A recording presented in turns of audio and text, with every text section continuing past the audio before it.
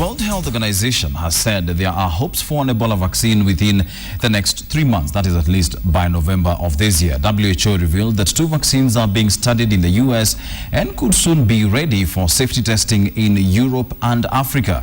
The organization also said that the death toll from the Ebola epidemic has reached 2,097 out of 3,944 people infected in Liberia, Guinea and Sierra Leone since emerging last December, that is. One of our chairmen told us, there is a tide in the affairs of man, and that tide is now. We have to change the sense that there is no hope in this situation to a realistic hope. We agreed that whole blood therapies and convalescent serum may be used to treat Ebola virus disease, and that all efforts must be invested into helping affected countries use them safely. 2 promising vaccine candidates were identified. One is called chimpanzee adenovirus Ebola and the other one VSV Ebola.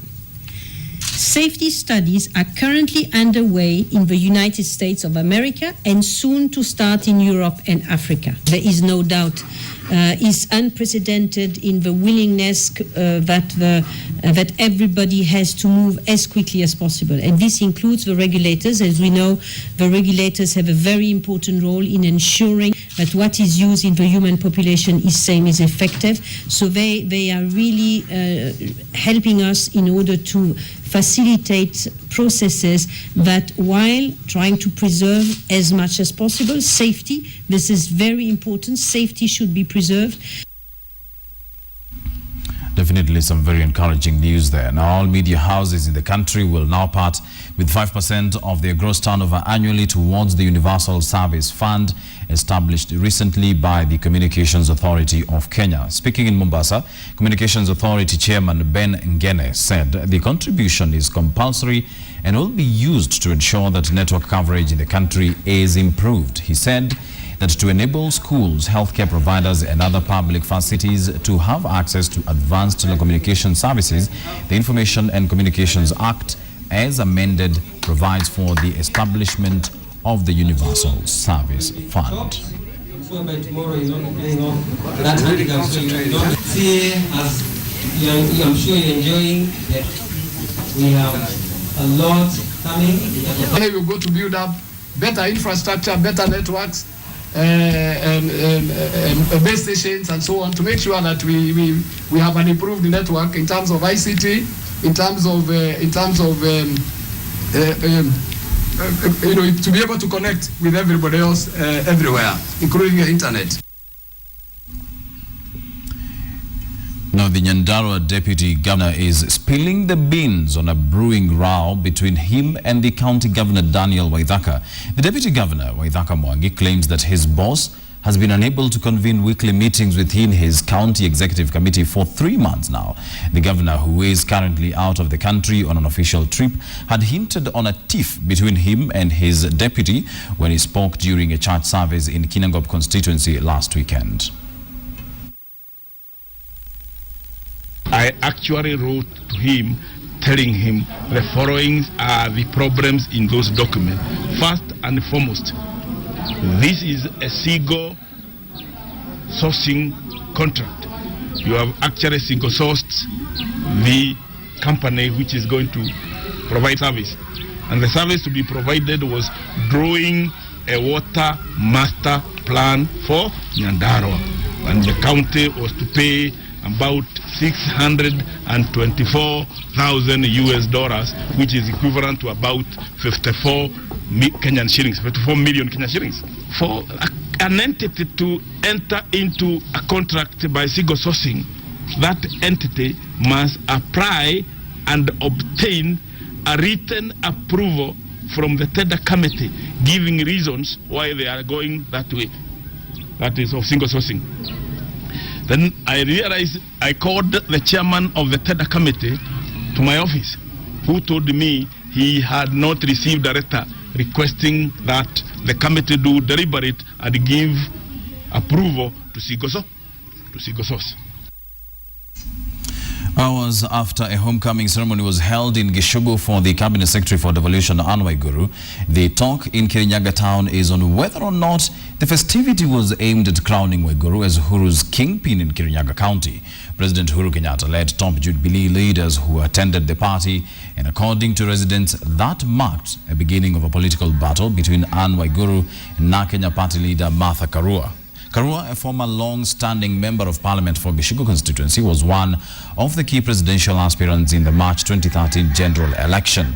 She has lately joined the opposition in the push for a referendum, a move that pricked leaders from Jubilee's side in the area. Also present during the get-together party were some leaders from CORD who took advantage of the opportunity to push the referendum agenda.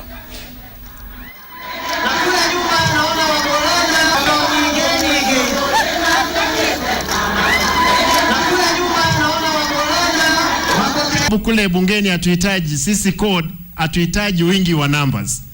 Wale watu ambao wanataka kuhamia Jubilee wakataze, waambie wafanye what we call opposition ambao is constructive, kuhakikisha kwamba serikali inafanya kazi. Wasihamie Jubilee, wakae code na wahakikishe kwamba kazi inafanywa. Sisi hatutaki mambo ya kelele mingi. Adone mali kana iro idura no siathirire.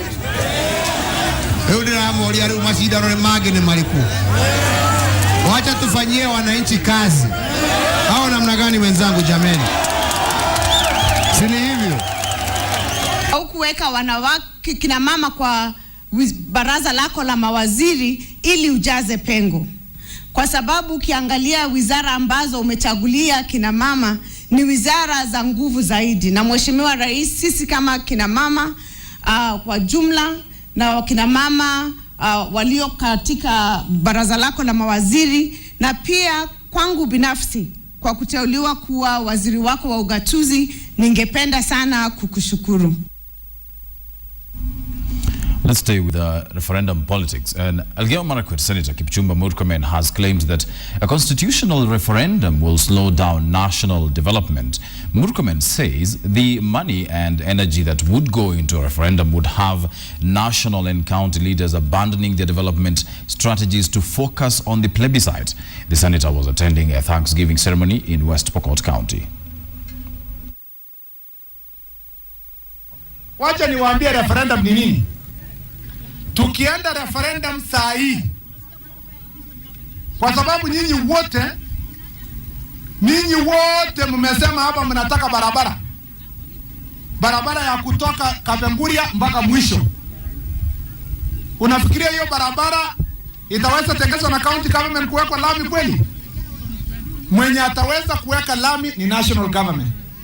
Sasa referendum inamaanisha hivi, ya kwamba tuwache kutengeneza barabara hiyo, tuchukue ile pesa tungetengeneza barabara, tutengeneze kwanza referendum, ndio tupeleke barabara ifike Vision 2030. Wacha niwaambie ukweli, referendum inamaanisha Governor Kachapin atawacha kazi ya maendeleo na anze kuzunguka Kenya kufanyia campaign referendum.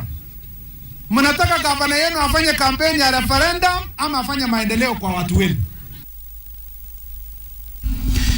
Police in Isinya have intercepted 3,360 bottles of counterfeit liquor that was meant to be distributed in Kajiado County. Officers from the Isinya police station became suspicious of a van that was ferrying the liquor, and as its windows had curtains. Upon inspection, the officers found 168 cartons of counterfeit Starlight vodka packed in quarter-liter bottles. Isinya Deputy County Commissioner David Kipkemei says after the arrest, they alerted the Kenya Revenue Authority officials who arrived and confirmed the product had fake KRA stickers.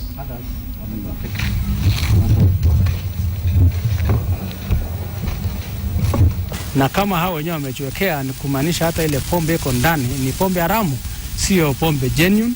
Na tulistuka sana kwa sababu haya pombe yote chupa zaidi ya 3,000 ilikuwa naleta kwa hii town kidogo, na kama ingeingia kwa watu na iwe ni pombe iko na sumu, tungekuwa na hasara kubwa sana.